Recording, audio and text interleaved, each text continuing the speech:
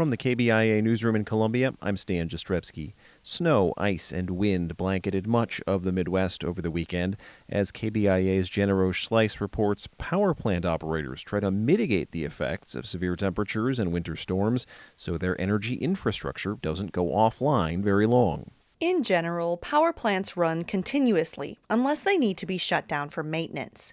But Mike Deasing, spokesperson for MISO, the organization that balances energy supply and demand across a 15-state region, including northeastern Missouri, says ice can take out transmission lines and prolonged cold snaps can negatively impact the machines that make electricity. If your car sits outside for too many cold days in a row, it may not start the next time you go out to it.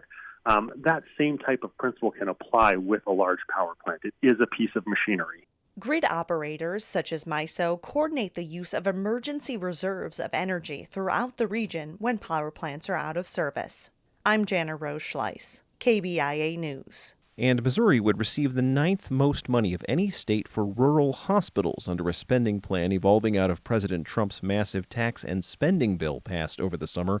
The Missouri Independent reports the state would get more than $216 million, which is designed to offset the large cuts Republicans made to Medicaid. Advocates for responsible gambling say they're worried about unregulated machines operating around Columbia. The so-called gray machines, given that nickname because of their dubious legality, have already been legislated out of operation in Kansas City and Springfield, as well as ruled illegal in other jurisdictions. But the Columbia Missourian reports the slot machine-style games owned by Torch Electronics exist in multiple Columbia businesses. A spokesman for the Missouri Gaming Association, which represents casino interests, says games in convenience stores and gas stations do not receive the same scrutiny as similar machines operated in casinos. Missouri Highway Patrol officers seized several of Torch's machines in 2019 after receiving complaints about them. The company sued, but the case was thrown out before trial. Columbia 4th Ward Councilor Nick Foster says he hopes the city will pass an ordinance banning the machines.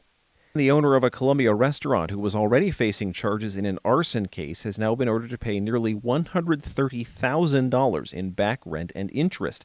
KOMU8 reports a judge ruled Crystal Umphris continued to operate her Mexican restaurant for months, despite her lease being terminated over the summer.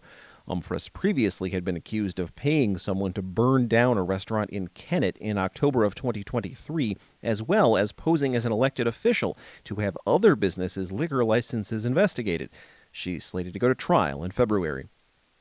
I'm Stan Jastrzebski, KBIA News, Columbia.